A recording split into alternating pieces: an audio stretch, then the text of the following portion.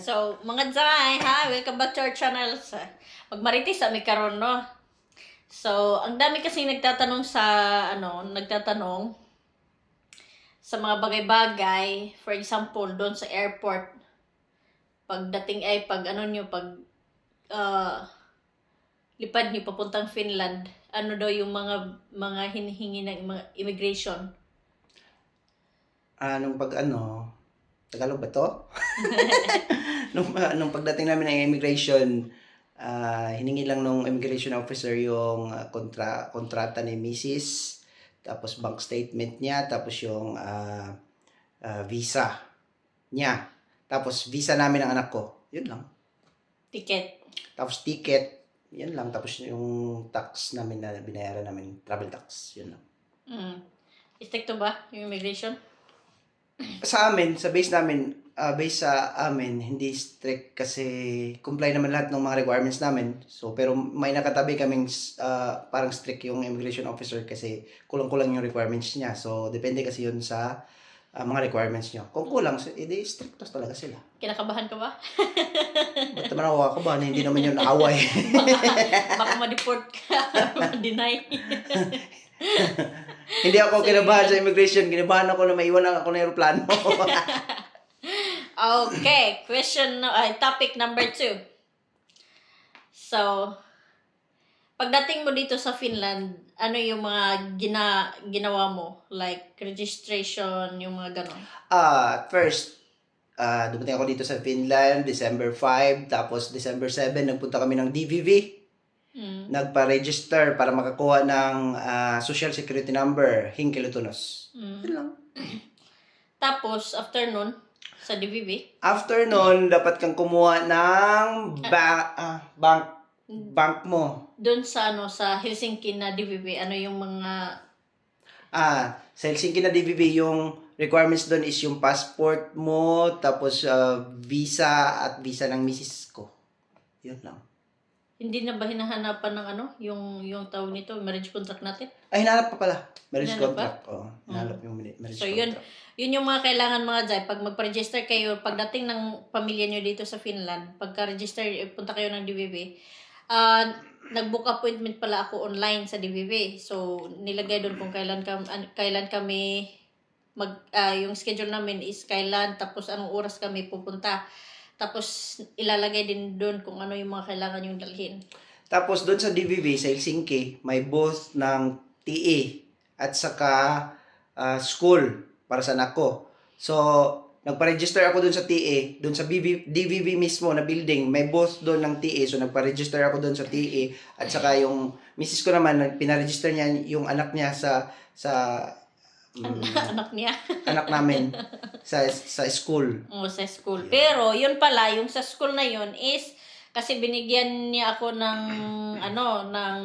contact ng principal doon sa area namin. Kaso lang pala, yung binigyan niya sa akin is para sa mga local student. So yung anak ko is hindi pa siya local student. So kailangan niya mag-aral ng Finnish. So dapat yung category niya is nasa preparatory education. Pero yung preparatory education nila is continued siya grade 4 while studying ng Finnish language. So kahit na hindi pa siya marunong mag-Finnish, nag-aaral siya ng Finnish, pero continuous yung grade level niya. Sa Pilipinas kasi grade 4 siya, tapos pagdating dito grade 4 pa din siya. Oo. Ito na siya.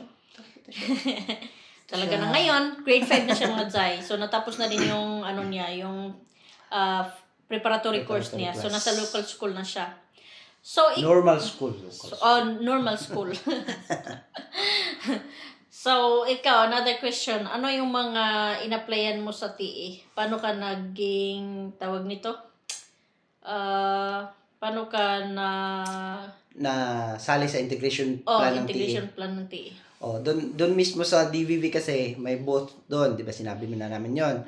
So doon nag-apply ako doon, tapos nag-send yung TE ng message ng appointment ko na papuntahin ako sa TE office para sa interview. So nagpunta ako doon sa TE office, tapos tinanong niya ako kung may trabaho ba ako doon sa Pilipinas bago ako pumunta rito. So sabi ko wala.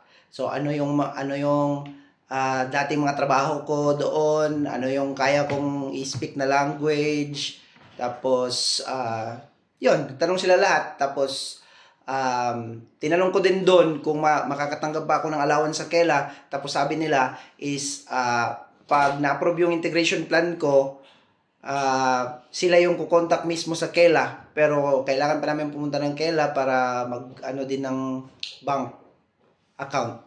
Para pag na-approve ka sa integration plan ng TE, tapos na-approve ka din sa Kela, doon napapasok mismo sa bank mo.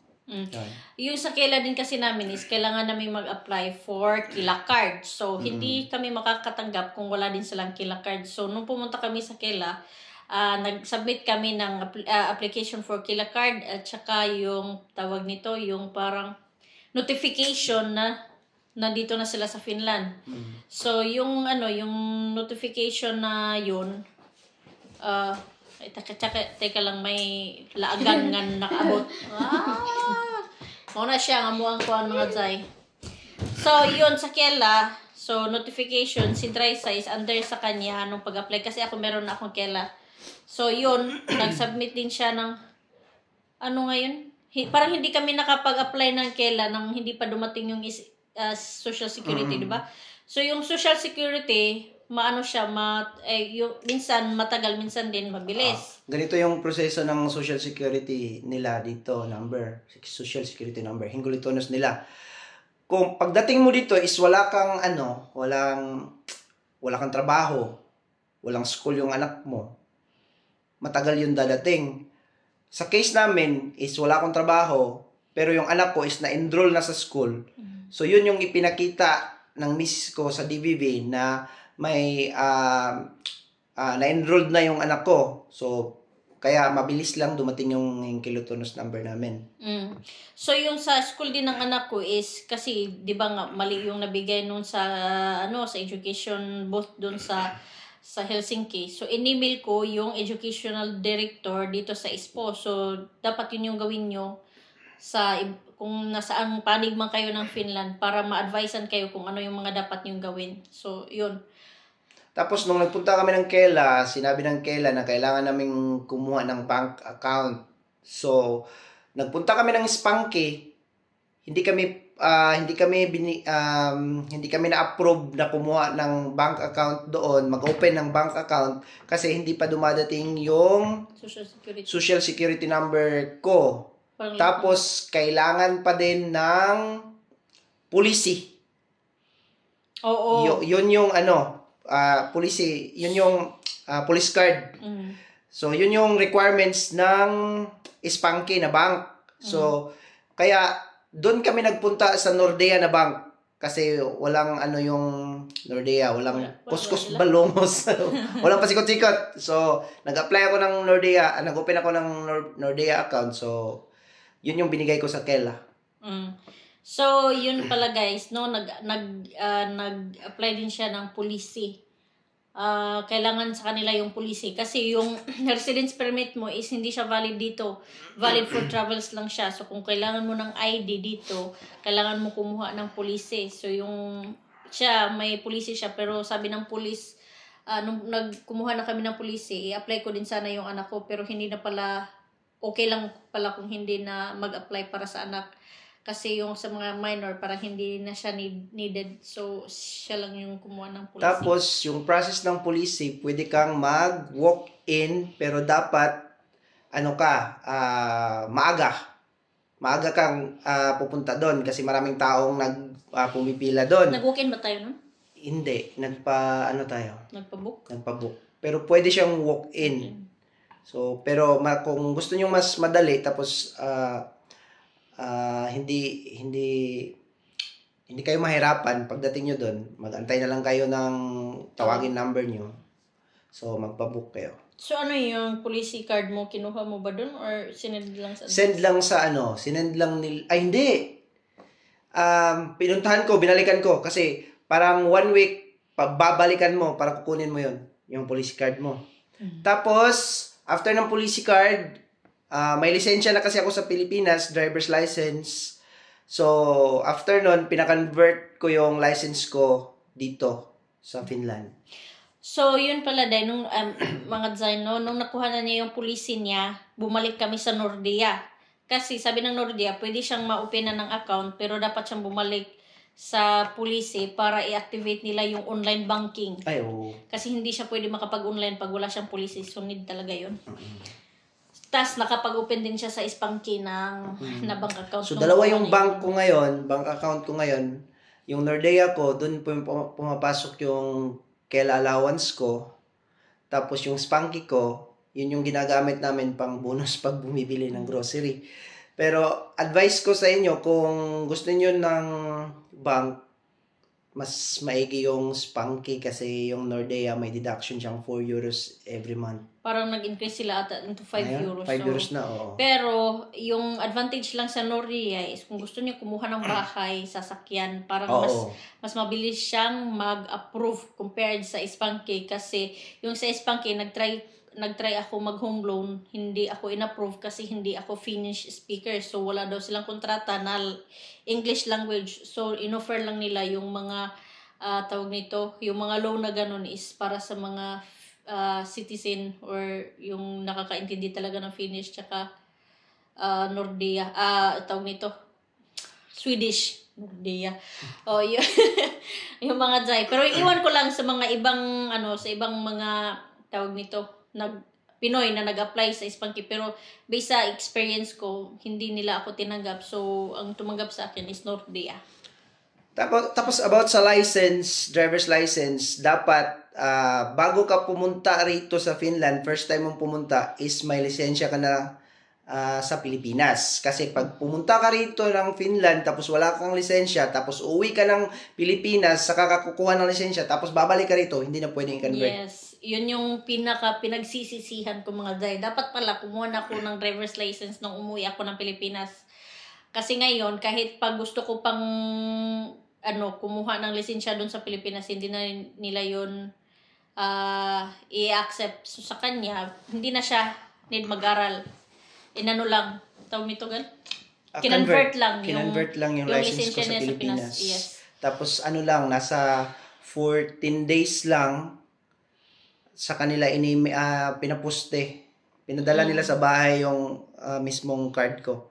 Kasi pag punta namin doon na na-convert na, yung binigay sa akin is 15 days lang na temporary na papel na pwede ako mag-drive. Yun. Tsaka pala, nakakuha na siya, nasabi mo na yun, na nakukuha siya ng unemployment benefit sa Kela. Hindi na siya nag-apply kasi yung TA is connected siya sa Kela. So, nung nagpunta kami ng Kela, kasi nag-fill up din ako ng unemployment benefit form. So, sabi nung babae, sabi niya, no need na kasi nag-notify na yung TA na nag-apply siya ng unemployment benefits. Tapos, makakatanggap ka ng allowance sa Kela once na-comply mo lahat nung pinagawa sa'yo ng TA. Tulad ng sa akin, bago ako nakatanggap ng Kela allowance, pinag-aral ako ng TA which is 22 days ng civic orientation course. Yung pinag-aralan namin doon is kung paano ang buhay dito sa Finland, yung mga services, yung culture nila. Yun yung pinag-aralan namin for 22 days. Tapos kailangan ko ding mag-apply ng mga trabaho. 4 na trabaho ang kailangan kong applyan per month. Tapos i-report ko yun sa TA per month. Kung hindi mo yun makomply, hindi ka mabibigyan ng allowance ng Kela. So, yun. Wala naman siguro na. Yun lang po. Tapos, until now, tumatanggap pa rin ako ng allowance ng Kela. Tapos, kung magtatanong kayo kung magkano natatanggap ko, first 6 months na natatanggap ko sa Kela is nasa 1,030 euros. Pero, may tax deduction pa yon na 25%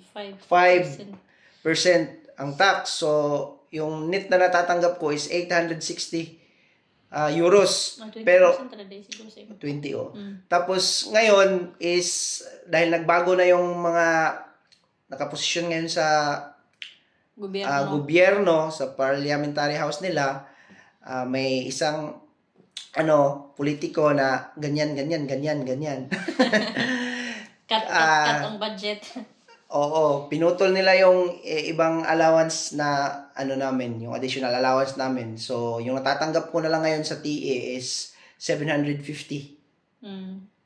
So, until 3 years After tax yun. na siya? After tax na yan, After yung tax. 750. So, nagkaltas sila mga Zay. Kaltas sila. So, yung sa sa TE, once na ma-approve ka na sa TE, yung integration plan mo is up to 3 years. So, kung hindi pa rin siya makahanap ng trabaho within 3 years, sa ayaw niya at sa gusto, matatanggal na yung benefits niya. So, kailangan talagang, so it's either mag-aral siya ng Finnish language, tapos ng Finnish language, pag hindi pa rin siya makahanap ng trabaho, mag-aral siya ulit ng mga amatikolo. Yun. So, ngayon, tapos na ako mag-aral, tapos na ako ng civic orientation course. So, pinag-aral ako ng TE ng Finnish language. Tapos na rin ako nag-Finnish language. So, pinatransfer na naman ako ng TE ngayon sa Omnia. Yung Omnia is yun yung Amatikolo. Parang TESDA sa atin. Parang TESDA sa Pilipinas. So, ngayon is under work training ako ngayon at nasa isang malaking grocery store ako ngayon. Nag-training. So, for 3 months. So, hopefully, kung magustuhan nila yung performance ko, ma-absorb ako. Pero pag hindi, aral ulit. Aral na naman ulit. So, up to 3 years yung unemployment. Up to 3 years. So, benefits ilang taon na lang yung natitira sa'yo. So, magto 2 years na ako ngayong December 5. So, may isang taon pa, mahigit isang taon. So, mga 1 year and 5 months Mga ganyan. ang natira sa kanya mga Zay. So, malaking tulong talaga yung Kela. Basta, yung gustong ipagawa ng TE sa'yo, susundin mo yon. Tapos, every time na makakatanggap ka ng allowance sa Kela, magre-report ka. So, pag hindi siya matanggap nitong yung pinagtrainingan niya is plan namin na mag-enroll na naman siya ulit ng another course. So, maybe, assistant teacher. Assistant teacher. Kasi yung plano sana namin is maglahiho ito siya kagaya ko. Kaso lang ngayon kasi may bata kami na paparating. So, it seems like the assistant teacher is the best option. Kasi, lang siya, weekdays lang yung pasok, tsaka morning shift lang. So, yun. Hope na may natutunan kayo. Charot. So, kung may mga tanong-tanong pa kayo na nakalimutan naming tawag nito, i-mention dito sa aming vlog, please don't shy to put your comments, to write your comments diay. Tapos paki-share na rin ng video para may makapanood na iba. Yes. Pasensya na kasi mahirap magtagalog. Tapos dito mga Zay, hindi namin ma-practice yung Tagalog namin, hindi namin ma-practice yung English namin. So parang lahat ng lingwahe namin is parang na-erase na siya. Kasi yung salita talaga dito is Finnish. So hindi siya English. Sa trabaho ko, paragi kami nag-Finnish. So minsan nakakalimutan ko na yung mga words sa English, pero nandun yung words sa Finnish. Tapos minsan, yung nasasabi ng bibig namin is Finnish na automatic. Aside na yes or oo, nasasabi na namin na yo. Yun yung yes ng Finnish. Tapos yung hello dito is muy. So parang automatic na pag may nakita kang tao muy, ganun na. Tapos yung babanatan ka na mag-finish, yun pala muy lang yung alam mo. Okay. So bye guys! Thank you for watching. Thank you for watching. Babu!